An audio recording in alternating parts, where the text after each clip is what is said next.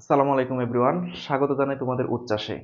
গত ক্লাসে আমরা পড়েছিলাম তোমাদের পদার্থবিজ্ঞানের চ্যাপ্টার 2 গতি লেসনের পার্ট 3, অর্থাৎ তোমাদের গতির সমীকরণের বেশ কিছু অর্থাৎ 4টি টাইপ আমরা সলভ করেছিলাম। এই 4টি টাইপের ম্যাথ বিগত বছর যে বোর্ডগুলোতে আসছে এই ধরনের 4টি টাইপ আমরা ম্যাথ সলভ করেছিলাম। তো আজকের ক্লাসে হচ্ছে তোমাদের এই অধ্যায়ের একদম শেষের পার্ট, যেটা হচ্ছে পরন্ত বস্তু।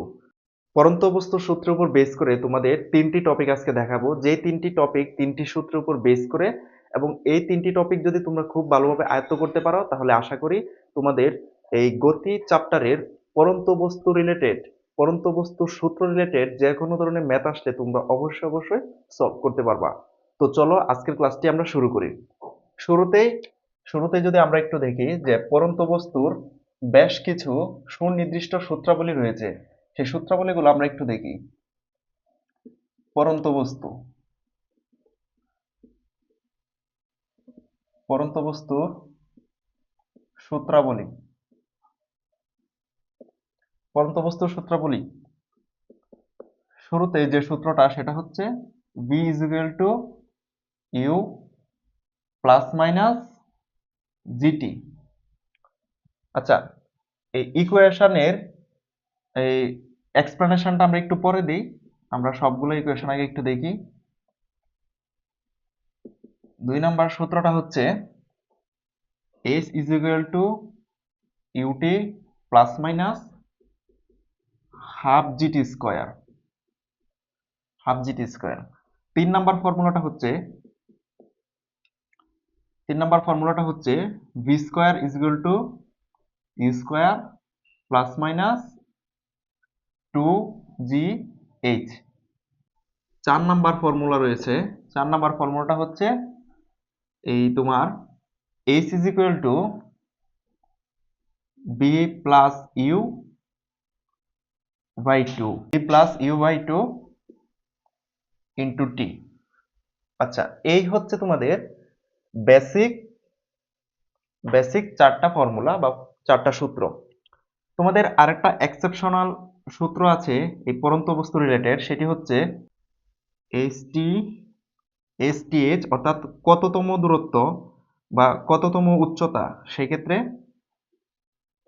ইউটি প্লাস মাইনাস হাফ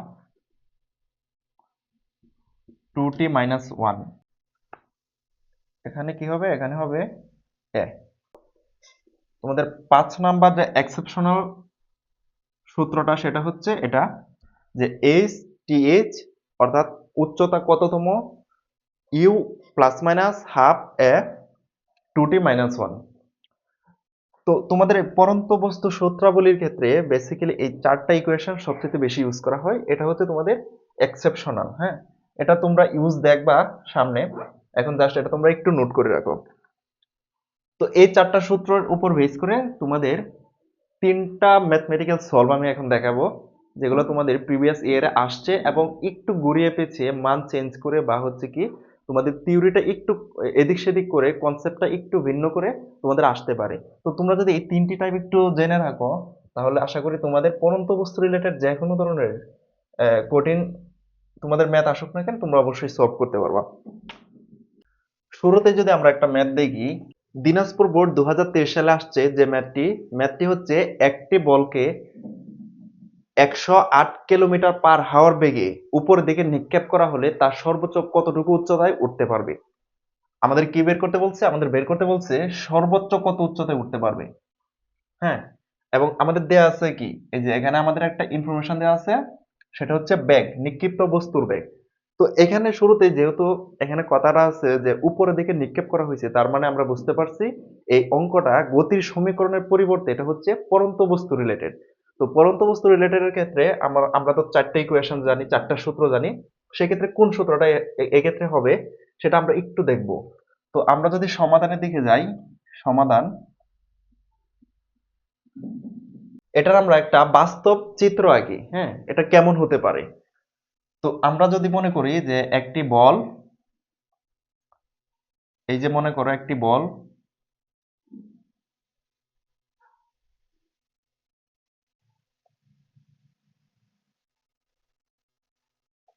এই বলটিকে উপরের দিকে ছুঁড়ে মারা হয়েছে কত বেগে? 108 কিলোমিটার পার হাওয়ার, তাই না? 108 কিলোমিটার পার হাওয়ার। তো এখন দেখো এই বলটি কত উচ্চতায় উঠবে, সর্বোচ্চ কত উচ্চতায় উঠবে। এই যে আমাদের উচ্চতা এইচ বের করতে বলছে, তাই তো। তো এখন একটু খেয়াল করো, এই বলটা যখন 108 কিলোমিটার পার হাওয়ার বেগে উপর দিকে ছোড়া হয়েছে, তো সর্বোচ্চ উচ্চতায়, হ্যাঁ সর্বোচ্চ উচ্চতায় ওঠার পর বলটির কি বেগ একদম শূন্য হয়ে যাবে, বলটি উপর থেকে নিচে পড়া শুরু করবে। তো ধরলাম এই যে এই জায়গাটায় এসে বলের বেগ একদম শূন্য হয়ে গেছে, 108 থেকে কমতে কমতে কমতে কমতে একদম শেষ বেগ এখানে v is equal to 0। তারপর কিন্তু বলটা আবার নিচের দিকে পড়তে শুরু করবে। তো ওই যে এই জায়গাটা, আমাদের এই জায়গাটা হতে নিক্ষিপ্ত বস্তু যে শুরুটা ছিল ভূমি, এই ভূমি থেকে সর্বোচ্চ উচ্চতা কত এটা বের করতে বলছে। তো সেই ক্ষেত্রে আমরা কি দেয়া আছে কোশ্চেনে, u is equal to 108 kilometre per hour এবং শেষ বেগ কত, সর্বোচ্চ উচ্চতার ক্ষেত্রে নিক্ষিপ্ত বস্তুর শেষ বেগ অলওয়েজ 0। তো এটা আমরা পাইলাম। এখন দেখো এই যে ইউটা দেওয়া আছে এটা কিন্তু কিলোমিটার পার হাওয়ার দেওয়া আছে, এটা আমাদের মিটার পার সেকেন্ডে নিতে হবে, কনভার্ট করতে হবে। তো সেই ক্ষেত্রে 108কে আমরা কত দিয়ে গুণ দিব, কিলোমিটারকে যদি মিটারে নিই 1000, আর 1 ঘন্টা কত সেকেন্ড, 3600 সেকেন্ড। তো এটাকে যদি আমরা ক্যালকুলেশন করি কত আসে, তাহলে এটা আসে 30 মিটার পার সেকেন্ড। ওকে, তো আমাদের আদি বেগ 30 মিটার পার সেকেন্ড, শেষ বেগ হচ্ছে 0, শেষ বেগ হচ্ছে 0। এখন এই পড়ন্ত বস্তুর ক্ষেত্রে আমাদের কিন্তু ত্বরণ প্রয়োজন নেই, কারণ কি ত্বরণটা আমাদের জানা, এক্সট্রা করে ত্বরণের বের করার প্রয়োজন নেই। আমরা ত্বরণটা কি জানি, ত্বরণটা হচ্ছে অভিকর্ষ ত্বরণ g is equal to 9.8 metre per second. তো পড়ন্ত বস্তুর বেলায় কিন্তু আমরা অভিকর্ষ ত্বরণের মানটা জানি, যেটা হচ্ছে কনস্ট্যান্ট 9.81 মিটার পার সেকেন্ড। আচ্ছা, তো এখন খেয়াল করো এখানে আমরা কোন সূত্রটা ইউজ করব, কি কি দেয়া আছে, বি ইউ জি বের করতে হবে এইচ। তাহলে একটু খেয়াল করো তো, আমরা এই ধরনের একটা সূত্র জানি না, 3 নাম্বার সূত্রটা ছিল v square is equal to u square plus minus 2 g h. যেহেতু এখানে সময় নেই, টি এর মান জানা নেই এবং কুইশনও টি এর মান বলা নেই, এবং হচ্ছে সর্বোচ্চ উচ্চতার ক্ষেত্রে টি এর কোনো প্রয়োজন নেই, সেজন্য আমরা v is equal to u plus gt এই ইকুয়েশনটা আমরা বসাইনি। এখন খেয়াল করো এই যে এখানে প্লাস মাইনাস, এখন আমরা প্লাস বসাবো না মাইনাস বসাবো, যেহেতু বস্তুরা ভূমি হতে অভিকর্ষ ত্বরণের, হ্যাঁ বিরুদ্ধে, অভিকর্ষ ত্বরণের বিপরীতে ছুড়ে মারা হয়েছে, সেই ক্ষেত্রে ইকুয়েশনে এটা কি হবে, এটা মাইনাস হবে। যদি উপর থেকে ফেলা হইতো তাহলে এটা পজিটিভ হইতো, দ্যাট মিন্স এটা প্লাস হইতো, কিন্তু যেহেতু এটা হচ্ছে কি অভিকর্ষ ত্বরণের বিপরীতে ছুড়ে মারা হয়েছে, সেক্ষেত্রে এটা v square is equal to u square minus 2gh, এটা মাইনাস হবে। এখন যদি আমরা কনভার্ট করে এইচটাকে এই পাশে নিয়ে আসি, 2gh u square minus v square, h is equal to u square minus v square divided by 2g। এখন যদি আমরা মানগুলো বসাই কত আসে, 30 স্কোয়ার, শেষ বেগ 0 স্কোয়ার, জি এর মান 9.8। তাহলে ক্যালকুলেশন করলে আসে 45.91 মিটার। তো এই যে উচ্চতাটা বের হয়েছে এটা হচ্ছে কি, এটা হচ্ছে এই বলটির, নিক্ষিপ্ত বলটির সর্বোচ্চ উচ্চতা, হ্যাঁ 30 মিটার পার সেকেন্ড আদিবেগে ছুঁড়ে মারা বলটির সর্বোচ্চ 45 মিটার, হ্যাঁ অলমোস্ট 46 মিটার, 45.91 মিটার সর্বোচ্চ উচ্চতায় উঠবে। তো আশা করি তোমরা বুঝতে পারছো, এই ধরনের ক্ষেত্রে এটা হচ্ছে তোমাদের পরন্ত বস্তুর একদম বেসিক এবং হচ্ছে একদম সিম্পল ম্যাথ, জাস্ট হচ্ছে উপাত্তগুলো দেয়া আছে, তোমরা দেখে ইকুয়েশনে বসাইলে হয়ে গেল। তো নেক্সটে আমরা দেখব 2 নাম্বার বা 2 নাম্বার টাইপ যে ম্যাথটা। আচ্ছা খেয়াল করো, তোমাদের 2 নাম্বার ম্যাথটা হচ্ছে যশোর বোর্ডে আসছে 2023 সালে। 20 মিটার পার সেকেন্ড বেগে একটি বল উপর দিকে নিক্ষেপ করা হয়েছে, ঠিক ওই মুহূর্তে 30 মিটার দূর হতে একটি বালক ছুটে আসছে 6 মিটার/সেকেন্ড সমবেগে বলটি ধরার জন্য। তো ভূমি স্পর্শ করার আগ মুহূর্তে ওই বালকটি কি বলটি ধরতে পারবে কিনা, এটাই হচ্ছে তোমাদের কোশ্চেনে চাওয়া হয়েছে। তো এই এই ম্যাথটাতে যদি আমরা একটু বাস্তবিক চিন্তা করি চিত্রের মাধ্যমে, তাহলে কি হয়? বিষয়টা হয় এরকম, একটু খেয়াল করো যে এই যে একটি বল, মনে করো এই যে একটি বল, বলটি উপরের দিকে নিক্ষেপ করা হয়েছে। হ্যাঁ, উপরের দিকে নিক্ষেপ করা হয়েছে কত বেগে? 20 মিটার/সেকেন্ড বেগে। 20 মিটার/সেকেন্ড বেগে। 20 মিটার/সেকেন্ড বেগে বলটি উপরের দিকে নিক্ষেপ করা হয়েছে। তো একই সময়ে যখন বলটি নিক্ষেপ করা হয়েছে, ঠিক একই সময়ে একজন বালক 30 মিটার দূর হতে 6 মিটার/সেকেন্ড সমবেগে ছুটে আসছে। তো মনে করলাম এই যে বালকটি বলটির দিকে ছুটে আসছে কত? 30 মিটার দূর হতে, এবং সেটা হচ্ছে 6 মিটার/সেকেন্ড বেগে। তো এখন কোয়েশ্চেনটা হচ্ছে এটাই যে বলটি এই যে এই অবধি উঠছে, উঠার পর বলটি আবার নিচে নামার মুহূর্তে ভূমি স্পর্শ করার আগেই এই বালকটি গিয়ে বলটি ধরতে পারবে কিনা, তো এটাই আমরা দেখব। তো শুরুতে আমরা যদি এই বলের ক্ষেত্রে চিন্তা করি, দেখো তো এখানে একটু খেয়াল করো যে আমরা আসলে এই ম্যাথটা করব কোন ইকুয়েশন দিয়ে। হ্যাঁ, পরন্ত বস্তুর তো বেশ কয়েকটা ইকুয়েশন আছে, তো আমরা বুঝবো কিভাবে যে এটা কোন ইকুয়েশন দিয়ে করতে হবে।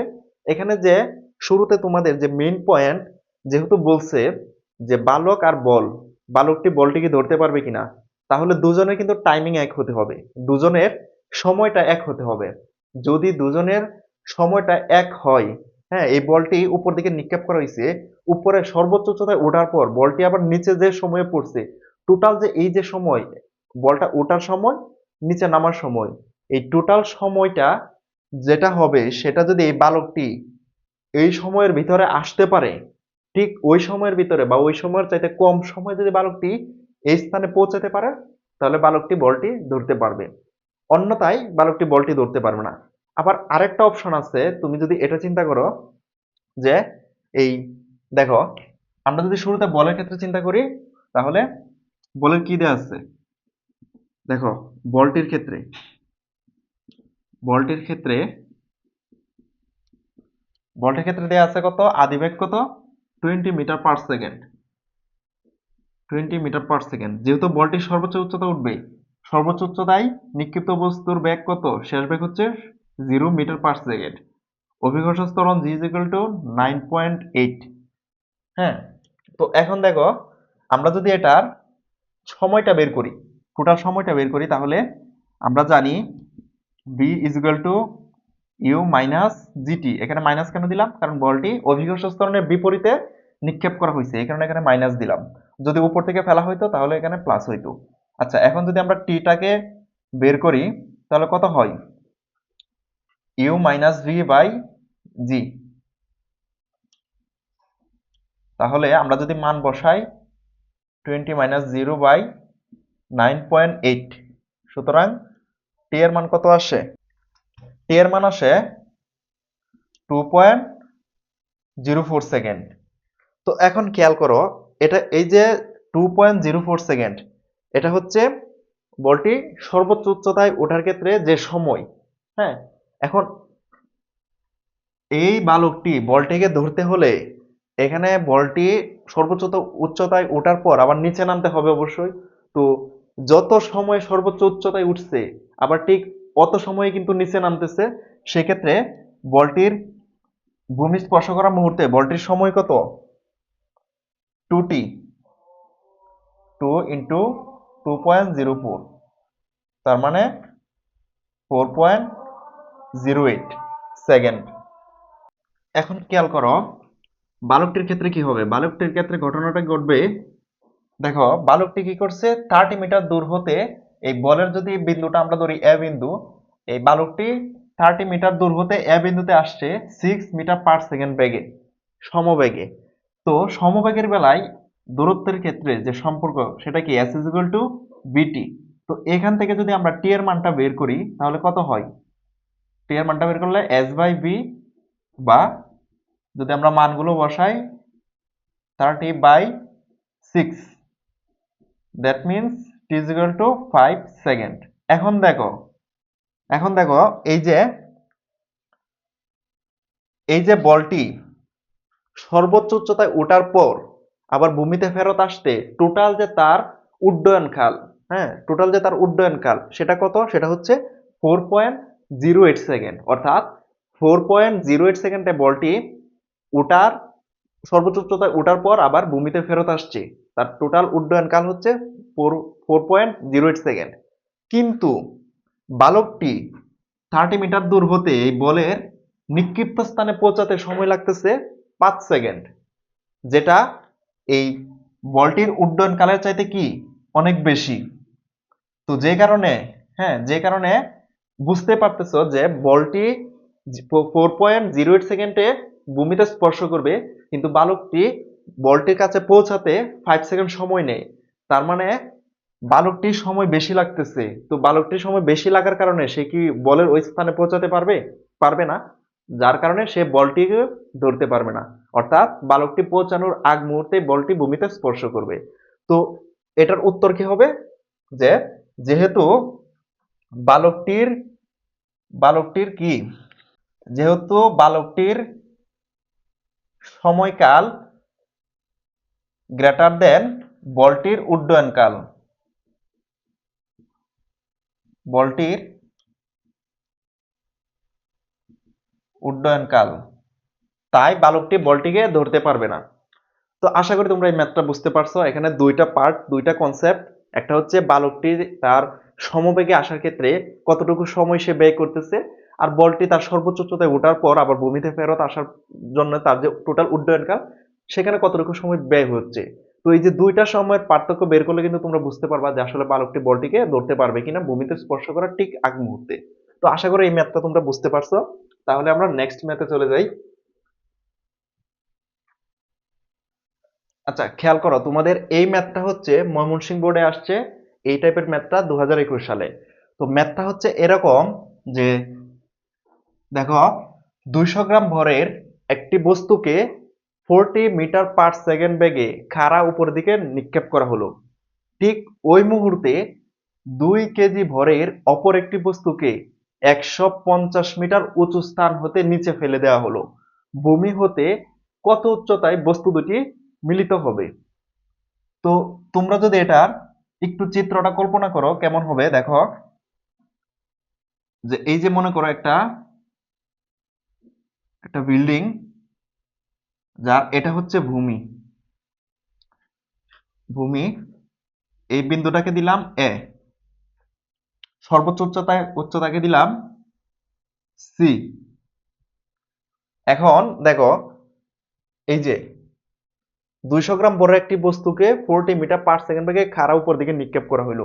ধরলাম এ বিন্দু থেকে এই বলটিকে বা এই বস্তুটিকে উপর দিকে নিক্ষেপ করা হয়েছে কত, 40 মিটার পার সেকেন্ড বেগে। 40 মিটার পার সেকেন্ড বেগে, তাই তো? এখন এই এই বলটার বা এই বস্তুটার ভর কত, এম ইজ ইকুয়াল টু 200 গ্রাম। 200 গ্রামকে যদি কেজিতে নেই, 0.2 কেজি। আচ্ছা, তো এ বিন্দু থেকে প্রথম বস্তুটিকে 40 মিটার পার সেকেন্ড বেগে খাড়া উপর দিকে নিক্ষেপ করা হয়েছে। ঠিক ওই মুহূর্তে সি বিন্দু থেকে আরেকটি বস্তুকে নিচের দিকে ফেলে দেওয়া হলো কত মিটার উচ্চতা হতে, এই যে এই টোটাল উচ্চতাটা হচ্ছে 150 মিটার। 150 মিটার। এখন দেখো, এই বস্তুটার ভর কত আবার, এটা হচ্ছে 2 কেজি। তো আমরা তো বুঝলাম নিচ থেকে একটা বস্তু উপর দিকে ছুঁড়ে ফেলা হয়েছে, নিক্ষেপ করা হয়েছে, আবার উপর থেকে একটা বস্তু নিচে ছুঁড়ে ফেলা হয়েছে, এবং উপর থেকে ফেলানো বস্তুটা 150 মিটার উচ্চতা হতে। তো দেখো, কোয়েশ্চেনটা করা হয়েছে যে ভূমি হতে কত উচ্চতায় বস্তু দুটি মিলিত হবে। এই যে ভূমি, এ বিন্দু থেকে কত উচ্চতায় বস্তু দুটি মিলিত হবে। তো এখানে দেখো, তোমরা একটা জিনিস বুঝতে পারছো কিনা, এই টাইপের ম্যাথগুলোর ক্ষেত্রে তোমরা আসলে কিভাবে শুরুটা করবা। হ্যাঁ, তোমরা আসলে কোন ইকুয়েশনটা ইউজ করবা সেটা বোঝার ট্রিক্স হচ্ছে এটাই, যে বলছে কি মিলিত হবে। তো মিলিত হওয়া মানে কি? মিলিত হওয়া মানে একই সময়ে একসঙ্গে হওয়া, যুক্ত হওয়া। যেহেতু একই সঙ্গে একসাথে যুক্ত হবে, তার মানে কি সময়টা এক, তার মানে উভয়ের ক্ষেত্রে সময়টা একই হবে। তো এ বস্তুর এই এ বিন্দু থেকে উপর দিকে নিক্ষেপ করা বস্তুটা যদি টি সময়ে গিয়ে মিলিত হয়, তো সি বিন্দু থেকে ফেলে দেওয়া বস্তুটি কিন্তু ওই টি সময়ে কিন্তু মিলিত হবে। দুইটা বস্তু, এ বস্তুটা, এই এ বিন্দু থেকে ছুঁড়ে ফেলা বস্তুটার নাম দিলাম এক্স, আর এই সি বিন্দু থেকে বস্তুটাকে ছুঁড়ে ফেলা এই বস্তুটার নাম দিলাম ওয়াই। তো এক্স এবং ওয়াই দুইটি বস্তু একসাথে মিলিত হওয়া মানে তাদের সময়কাল টি, অর্থাৎ সময়টা একই হবে। দুজনের মিলিত হওয়া যেহেতু বলছে, যেহেতু এখানে মিলিত হওয়া কথাটা বলছে, মিলিত হওয়া বা মিলিত হবে, এই কথাটার মানে হচ্ছে দুটার ইকুয়েশনে যে সময়, হ্যাঁ, দুটোর সময় কিন্তু সেম। কারণ তোমরা যদি একটু কল্পনা করো, মনে করো যে তোমার এক বন্ধু পঞ্চম তলা থেকে চলন্ত সিঁড়ি দিয়ে নিচের দিকে নামতেছে চতুর্থ তলায়, আবার তুমি চতুর্থ তলায় থেকে চলন্ত সিঁড়ি দিয়ে পঞ্চম তলার দিকে যাচ্ছ। তো তোমাদের দুজনের যে ক্রসিং হবে, হ্যাঁ, ক্রসিং হওয়ার ঠিক একটা ক্ষুদ্র সময় কিন্তু তোমরা মিলিত হবা। তো দুজনের ক্ষেত্রে কিন্তু একই সময়, টাইমিংটা কিন্তু এক। যতক্ষণ না তোমাদের দুজনের সময়টা এক হবে তোমরা কিন্তু মিলিত হতে পারবে না। তো এটাই, যেহেতু এখানে বলছে মিলিত হবে, তার মানে দুজনের মাঝে সময়টা হবে টি। এক্স বস্তুর ক্ষেত্রে সময়টা হচ্ছে টি, সরি, এটা হচ্ছে ওয়াই বস্তু, ওয়াই বস্তুর ক্ষেত্রে সময়টা হচ্ছে টি, এবং এক্স বস্তুর ক্ষেত্রেও সময়টা হচ্ছে টি। তো এতটুকু তোমরা বুঝতে পারছো। এখন দেখো কত উচ্চতা, এখানে বলছে কি বস্তু দুটি কত উচ্চতা মিলিত হবে, কত সময় মিলিত হবে এটা বলে নাই। যেহেতু মিলিত হবে তার মানে দুজনের সময়কালটা টি, এটা আমরা ধরে নিলাম বা বুঝলাম। তো যেহেতু বলছে কত উচ্চতা মিলিত হবে, আমরা জানি না কত উচ্চতা মিলিত হবে, তো আমরা মনে করতেই পারি যে এক্স বস্তুটি ভূমি হতে এক্স মিটার উচ্চতায় মিলিত হবে ওই বস্তুর সাথে। আচ্ছা, আমরা তো এক্স তো নামকরণ করছি, এটা আমরা কি বলতে পারি? এটা বলতে পারি, একটা নাম দেই, কি নাম দিব? কত কত মিটার উচ্চতায়? ধরলাম ধরলাম এস মিটার উচ্চতায়। অর্থাৎ এক্স বস্তুটা ভূমি হতে এস মিটার উচ্চতায় গিয়ে এই ওয়াই বস্তুটার সাথে মিলিত হবে। তাহলে এই যে এই পথটুকু যে অতিক্রম করছে, ওয়াই বস্তুটা কিন্তু টোটাল পথ অতিক্রম করছে 150 মিটার। যেহেতু 150 মিটার অতিক্রম করার আগেই এই জায়গায় মিলিত হয়ে গেছে, তাহলে সে আসলে কতটুকু দূরত্ব অতিক্রম করছে? এই যে এই দূরত্বটা, এটা কতটুকু? এটা বের করো, এটা কি হবে? 150 মাইনাস এস। এটা বুঝতে পারছো? যেহেতু ওয়াই বস্তুর টোটাল দূরত্ব হচ্ছে 150 মিটার, সে কিন্তু 150 মিটার অতিক্রম করে নাই। কারণ কি 150 মিটার নামার আগেই কিন্তু তার সাথে এক্স বস্তু দেখা হয়ে গেছে, দুজন মিলিত হয়ে গেছে।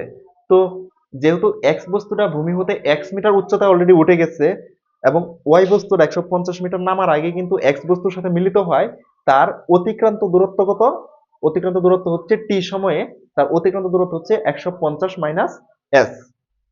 তো এতটুকু হচ্ছে আমরা প্রাইমারি ভাবে বের করতে পারছি যে ভূমি হতে এস মিটার উচ্চতায় টি সময়ে বস্তু দুটি মিলিত হবে। তো এটাই যদি আমরা লিখি, যে শুরুতে যদি আমরা বলি যে এক্স বস্তুর ক্ষেত্রে, এক্স বস্তুর ক্ষেত্রে অতিক্রান্ত দূরত্বের সূত্র কি? পরন্ত বস্তুর বেলায় h is equal to UT plus half GT square. এখন দেখো এখানে প্লাস হবে না মাইনাস হবে? যেহেতু এক্স বস্তুর ক্ষেত্রে এটা হচ্ছে নিক্ষিপ্ত বস্তু অভিকর্ষ ত্বরণের উল্টা দিকে, তার মানে এটা মাইনাস হবে। তো এখন যদি আমরা বসাই, এটা হচ্ছে এক্স বস্তুর ক্ষেত্রে, এক্স বস্তুর ক্ষেত্রে উচ্চতাটা কত, কত মিটার অতিক্রান্ত করছে? আমরা ধরছি এস মিটার, এইচ এর মান হচ্ছে এস। আদিবেগ কত? আদিবেগ হচ্ছে 40 meter per second, 40 meter per second. T এর মান কত? এক্স বস্তুর ক্ষেত্রে এবং ওয়াই বস্তুর ক্ষেত্রে যেহেতু মিলিত হয়েছে, দুজনের সময়টা হচ্ছে টি, সময়টা হচ্ছে টি, তাহলে এটা টি মাইনাস হাফ। জি এর মান কত? 9.8 এবং টি এর মান আমরা জানি টি স্কোয়ার। তো এই যে একটা সমীকরণ, এটা হচ্ছে এক্স বস্তুর ক্ষেত্রে। এখন ওয়াই বস্তুর ক্ষেত্রে যদি চিন্তা করি, ওয়াই বস্তুর ক্ষেত্রে যেহেতু এখানে কথাটা হয়েছে যে মিলিত হবে, মিলিত হওয়া মানে দুইটা পার্টের দুইটা সমীকরণ একসাথে করতে হবে। তোমরা যখনই দেখবা ফিজিক্সের এই ধরনের ম্যাথে মিলিত হওয়া কনসেপ্টটা আসবে, সেই ক্ষেত্রে বুঝবা যে দুইটার আলাদা আলাদা সমীকরণ একটা আরেকটার উপর সমাপাতিত হবে। তো দেখো ওয়াই বস্তুর ক্ষেত্রে সমীকরণটা কি হবে, h is equal to ut, এখানে প্লাস না মাইনাস হবে, এখানে প্লাস হবে, কারণ কি ওই বস্তুটা উপর থেকে নিচে পড়তেছে অভিকর্ষ ত্বরণের দিকে, এখানে এটা positive, ut plus half GT square. এখানে এইচ এর মান কত, এইচটা এটা কার, এটা হচ্ছে ওয়াই বস্তুর। ওয়াই বস্তুর অতিক্রান্ত দূরত্ব কত, কতটুকু পথ যাওয়ার পর সে এখানে সংঘর্ষ হয়েছে বা মিলিত হয়েছে, এই যে এই জায়গাটাতে কতটুকু, 150 মাইনাস এস। তাহলে এইচ এর মান হবে 150 মাইনাস এস। বুঝতে পারতেছো? ইউ এর মান কত, ওয়াই বস্তুর আদিবেগ কত, শূন্য। কেন শূন্য, কারণ স্থির অবস্থান থেকে পড়ছে। টি এর মান কত, টি, টি এর মান টি কেমনে বুঝছো, টি ওয়াই এর মান কত, টি, টি এক্স এর মান কত, টি। এখানে এই যে এটা এটা যদি আমরা ওয়াই বস্তু ধরি, h y, t y, t y, এটার ক্ষেত্রে t x, t x, x বস্তুর ক্ষেত্রে, এটা হচ্ছে ওয়াই বস্তুর ক্ষেত্রে। তো এখানে দেখো জি এর মান কত, 9.8, টি ওয়াই, টি ওয়াই এর মান কত, টি, টি ওয়াই এর মান হচ্ছে টি, দ্যাট মিন্স টি স্কোয়ার। এটা হচ্ছে 2 নং সমীকরণ। তো দেখো এখানে কিন্তু ওই যে কমন টি, তাই না, এই যে কমন টি। তো এখান থেকে কিন্তু আমরা টি এর মানটা বের করতে পারবো, এতটুকু তোমরা বুঝতে পারছো। আচ্ছা, তো এখানে যদি আমরা সমীকরণ দুটো আবার একসাথে লিখি, এতটুকু তুলো তোমরা নোট করো,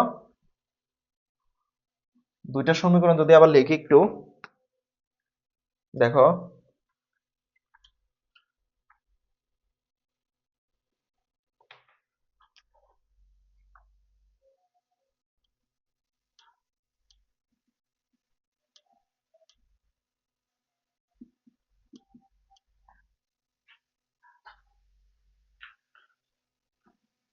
শূন্যের সাথে টি এর গুণ আকার হলে এটা হচ্ছে শূন্য, 9.8 2 দিয়ে ভাগ হলে কত হয়, 4.9 টি স্কোয়ার। তাহলে এটা আমরা কি লিখতে পারি, 150 মাইনাস এস, 4.9 টি স্কোয়ার। এটা হচ্ছে 2 নং সমীকরণ যেটা পাইছি। 1 নং সমীকরণটা যদি আমরা লিখি, S is equal two 40t minus 4.9 T square. এটা হচ্ছে 1 নং সমীকরণ। তো এখন দেখো জায়গার স্বল্পতার কারণে দুইটা সমীকরণ আলাদাভাবে লিখলাম এই যে ছোট করে। এখন 1 নং সমীকরণের সাথে 2 নং সমীকরণ আমরা যোগ করি, 1 নং সমীকরণের সাথে 2 নং সমীকরণ যোগ করে পাই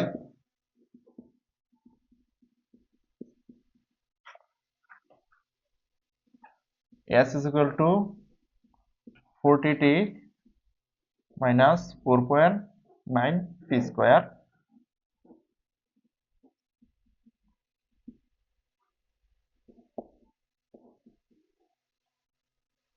যদি আমরা যোগ করি কি হয়, প্লাসের s মাইনাসের s কাটা, থাকতেছে কত, 150।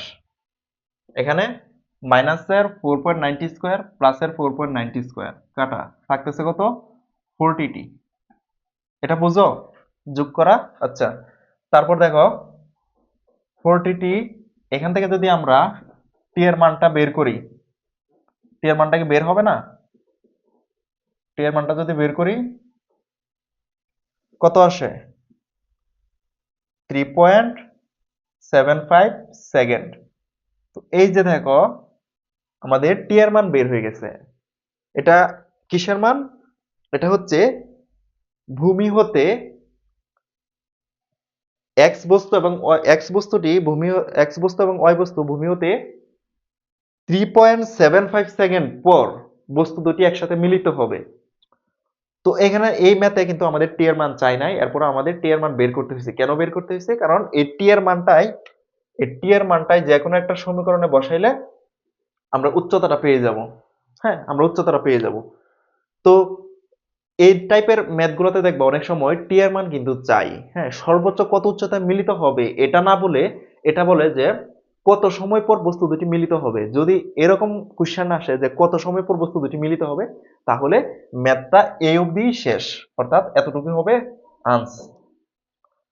কিন্তু যদি বলে যে কত উচ্চতায় বস্তু দুটি মিলিত হবে, তাহলে আমাদের আরেকটু কাজ করতে হবে। তো আমরা টি এর মান কি পেলাম? 3.75।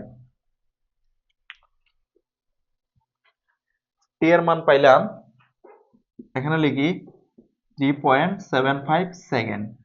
এখন এই টি এর মান আমরা 2 নং সমীকরণে বসাই।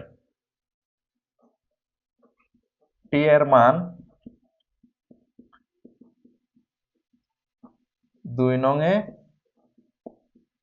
বসিয়ে টি এর মানটা যদি আমরা 2 নং সমীকরণে বসাই, 2 নং সমীকরণটা হচ্ছে s = 40t minus 4.9 t square. তাহলে 40 পূরণ 3.75 minus 4.9 3.75 স্কয়ার। এটা যদি আমরা ক্যালকুলেশন করি,